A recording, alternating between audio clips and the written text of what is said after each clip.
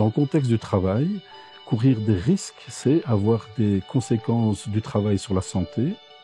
Een werkgever kan zeker acties ondernemen om psychosociale risico's op zijn werkvloer te voorkomen. L'entreprise a l'obligation de développer une politique de prévention des risques psychosociaux. Werk is een sleutel tot maatschappelijke participatie. Maar werk kan ook problematisch zijn. Werk kan ook aspecten inhouden die heel erg belastend zijn voor individuen, voor hun familie, voor de groep en voor de samenleving als dusdanig. Tout employeur, avant même prendre une décision de gestion à quelque niveau que ce soit, ait le réflexe de se demander, tiens, quel impact est-ce que cette décision peut avoir sur la santé psychique du travailleur? Vaak zijn we geneigd om te denken, het is nog niet zo erg, dus we kunnen nog even wachten. Ik zou aanraden om te denken, het is nog niet zo erg, dus laten we nu iets doen.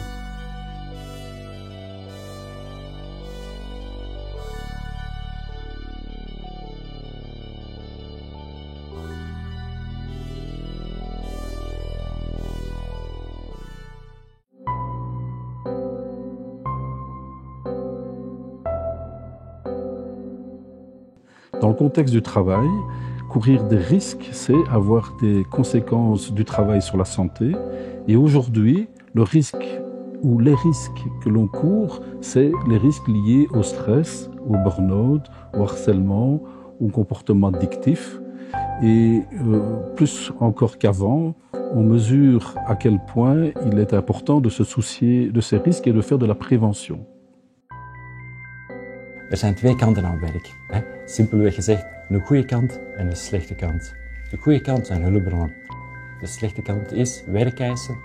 En de vraag is nu of u meer hulpbronnen dan wel werkeisen hebt in uw werk. Dus de logica is deze. Dus werkeisen, de slechte kanten van het werk, dat is nu precies wat die risico's inhoudt. Dat gaat over aspecten van het werk die uw energie vergen, die uw inzet vergen, waardoor u dus moe wordt en uitgeput kan worden. En daartegenover, en dat is heel belangrijk, staat de mate waarin dat uw werk ook hulpbronnen biedt, met name aspecten die u toelaten om uw doelen van uw werk te bereiken, om uw werk goed te doen en om die werkeisen tegen te gaan. En dat zijn de aspecten die u doen ontplooien, die u energie kunnen geven in uw werk. Dus het ene put u uit, het andere geeft u energie. En typische voorbeelden van hulpbronnen zijn autonomie, u kan zelf beslissen, inspraak, u mag mee bepalen wat er met u gebeurt, of sociale steun. En de kernvraag is dus, bevat uw werk meer hulpbronnen dan werkeisen?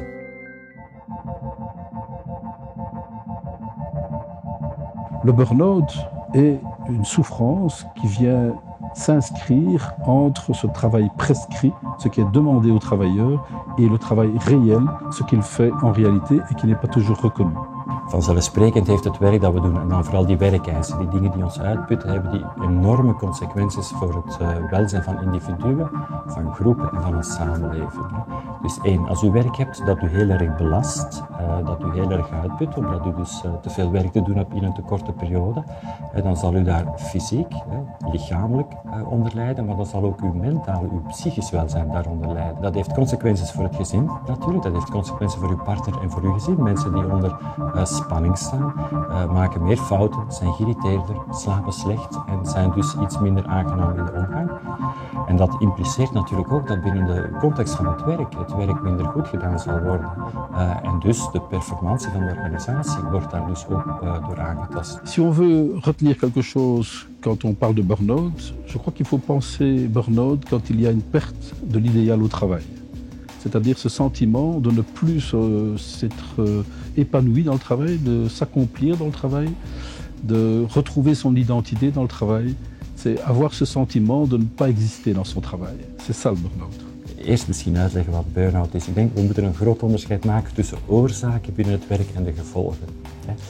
Oorzaken van burn-out liggen in het werk.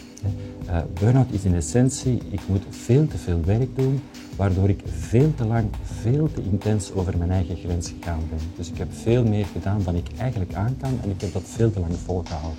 Dus de oorzaak ligt duidelijk binnen een overmatige hoeveelheid werkdruk. En het gevolg daarvan is dat u daar dan op reageert met burn-out. Stel je voor dat je fitnessoefeningen doet en je neemt een halter. En je houdt die 20 seconden voor, je legt die even weg en je houdt hem nog 20 seconden vast. Dat gaat wel. Wat als ik je nu vraag om die 40 seconden na elkaar vast te houden? Misschien gaat dat nog. Maar wat met een uur? Wat met 2 uur? Of de hele dag? Klinkt dat gek? Toch is dat wat we mentaal vaak doen. We houden de spanning continu vast en laten het ophopen. En dan ontstaan klachten. Misschien dit toevoegen aan burn-out. Burn-out is een fenomeen dat dus ontstaat door het werk. Ik hoor heel vaak mensen die zeggen, burn-out heeft eigenlijk in essentie te maken met de familiesituatie. Mensen brengen hun problemen van thuis of van hun gezin mee naar hun werk.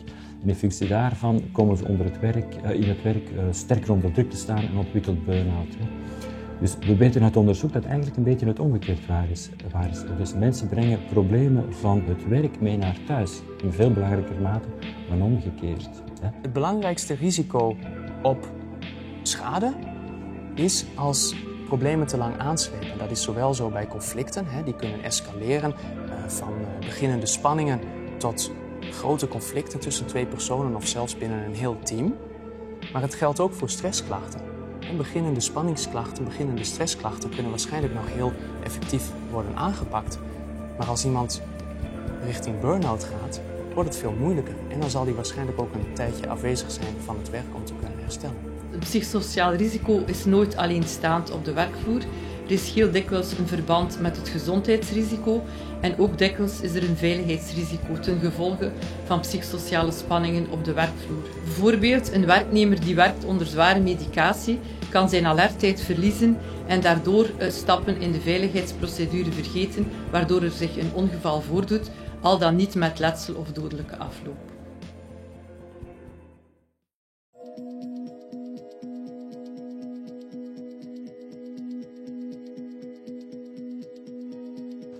Le monde change, le monde du travail change. Nous sommes dans une époque de mutations, des mutations économiques, des mutations sociologiques, des mutations technologiques.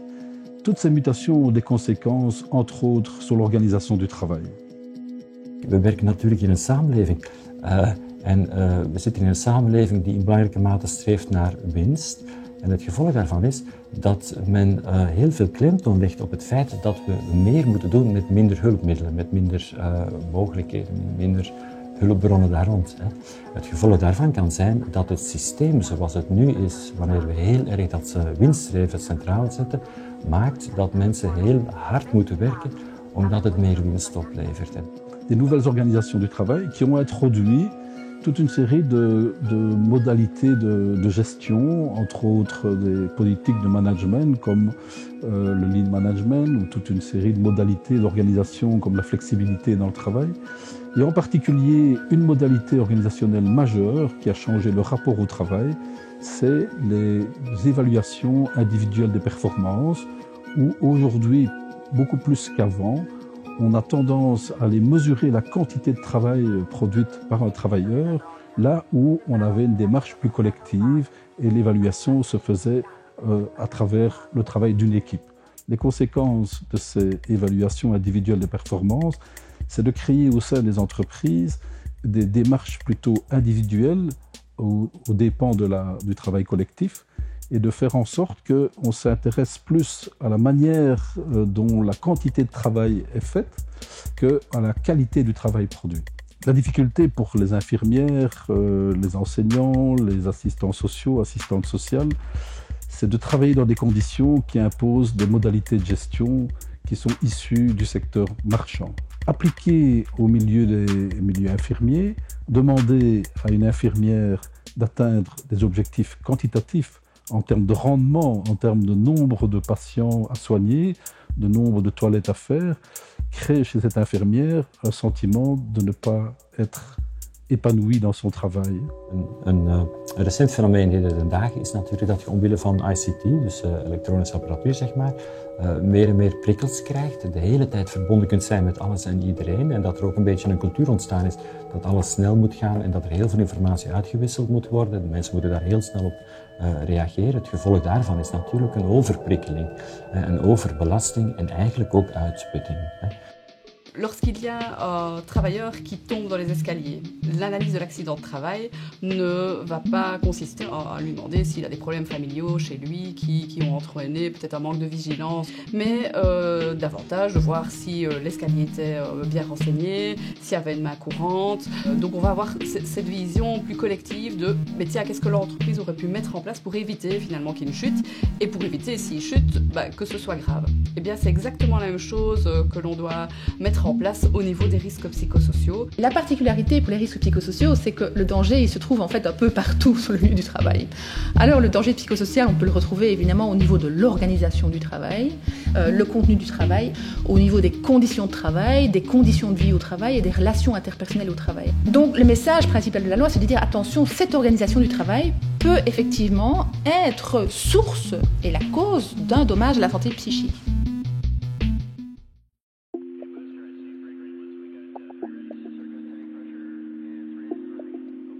Denk eens aan het volgende. Wat doe je om brandschade te voorkomen? Je gaat waarschijnlijk een aantal voorzorgsmaatregelen nemen, zoals licht ontvlambare producten weren uit je werkomgeving. Je gaat rookmelders plaatsen om, als er toch brand ontstaat, om die snel te kunnen detecteren. En je gaat waarschijnlijk ook brandblussers plaatsen, als er toch brand ontstaat, om die ook snel te kunnen blussen. Bij psychosociale risico's is het in wezen precies hetzelfde. L'employeur va également devoir faire une analyse des risques psychosociaux a priori, c'est-à-dire qu'il va devoir faire une photographie de son entreprise et de voir si effectivement il y a des dangers psychosociaux dans son entreprise.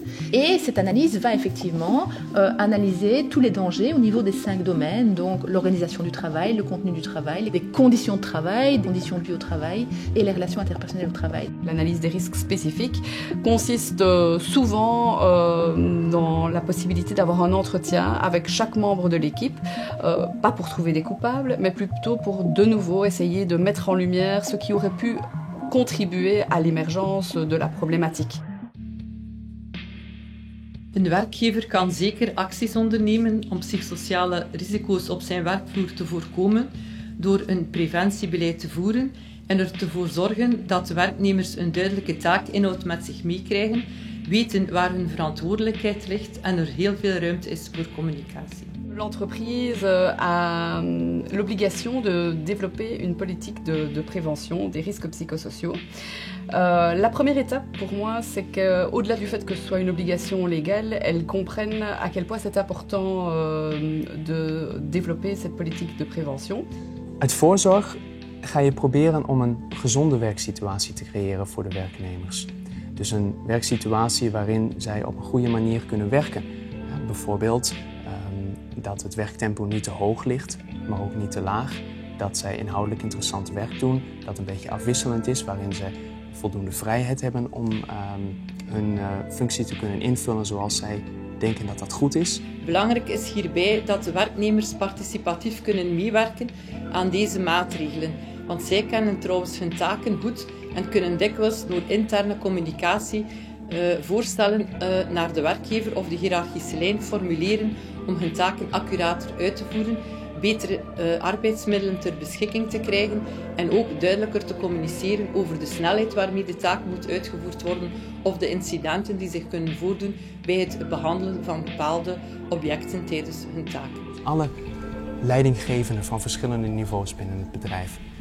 Zij staan het dichtst aan de bron en zij kunnen ook de signalen oppikken wanneer er iets misgaat. Dus het is heel belangrijk dat zij gesensibiliseerd zijn voor psychosociale risico's. Hoe ontstaat stress, hoe ontstaan conflicten, hoe ga je daarmee om? En dat zij opgeleid zijn om die signalen te detecteren en om daar op een goede manier op in te spelen.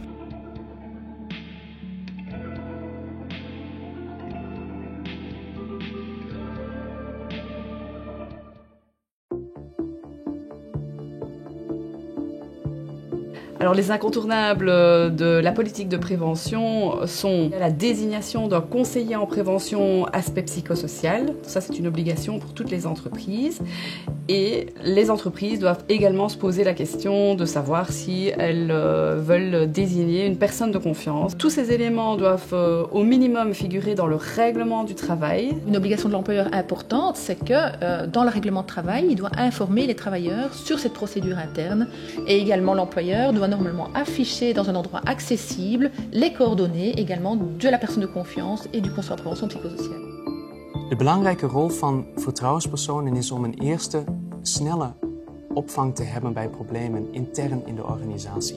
De vertrouwenspersoon is de interne actor in het proces die vooral door de cultuurkennis op de werkvloer de medewerkers op een heel spontane manier zal kunnen benaderen en ook ondersteunen tijdens het implementeren van de preventiemaatregelen op de werkvloer.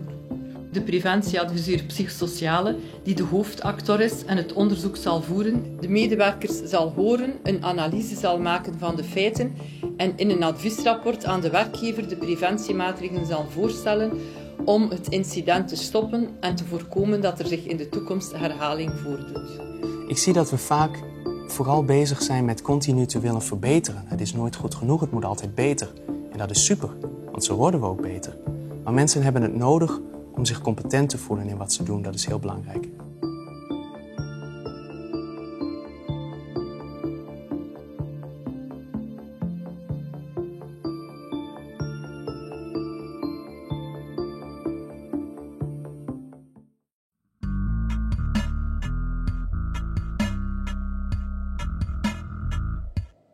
Eens er zich problemen of incidenten hebben voorgedaan, legt de wetgeving duidelijke verplichtingen op aan de werkgever. Daarvoor zijn in de wet een aantal procedures en tools voorzien waar de werkgever gebruik moet van maken om zijn werknemers toegang te verlenen en daar oplossingen mee te creëren. Ik haal hier onder andere aan dus de verschillende vormen van procedures. Wij onderscheiden de informele interventieprocedure en de formele interventieprocedure. Die informele weg is zeker belangrijk, omdat daar ook door luistertechnieken mensen te ondersteunen en soms ook te wijzen op hun eigen problemen, verder naar oplossingen gezocht wordt, zonder dat er eigenlijk schade berokkend wordt. Preventie in een informele fase is ontzettend belangrijk. Er valt heel veel te bereiken. Bij beginnende spanningen tussen mensen kunnen we nog heel veel bereiken met bemiddeling. Waardoor dat conflict soms zelfs positief kan uitdraaien, waardoor beide mensen of alle partijen daar iets van leren en daar beter van worden. Als het conflict geëscaleerd is, zal die kans heel klein zijn. Eens er een formele procedure is, dat is ook een striktere procedure met een timing, met ook een vorm van verklaringen, te lasten leggen van feiten, waardoor heel dikwijls littekens bij de werknemers achterblijven.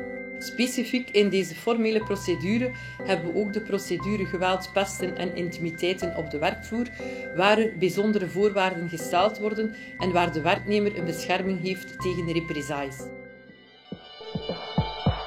La vraie question qui émerge aujourd'hui, c'est celle de comment bien travailler et ensemble.